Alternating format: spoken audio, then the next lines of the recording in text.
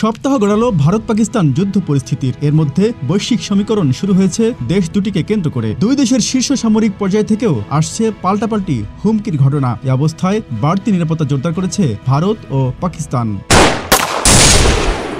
পাকিস্তানের প্রতিরক্ষা মন্ত্রী খাজা মোহাম্মদ আসিফ জানিয়েছেন, প্রতিবেশী দেশটি হামলা করতে পারে এমন আশঙ্কা থেকে নিজেদের সামরিক বাহিনী প্রস্তুত করা হয়েছে।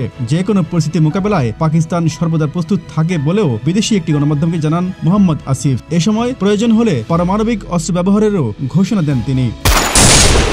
সংশ্লিষ্টরা বলছেন, পাকিস্তানের এমন শক্ত অবস্থানের বিপরীতে ভারতের কোনো প্রতিক্রিয়া জানা যায়নি। তবে সম্প্রতি ভারতের বিচ্ছিন্ন কিছু হামলায় পরিস্থিতি উত্তপ্ত হয়েছে বলেও মনে করছেন তারা।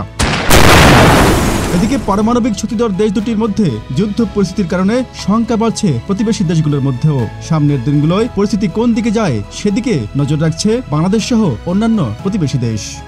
Z news, Dhaka.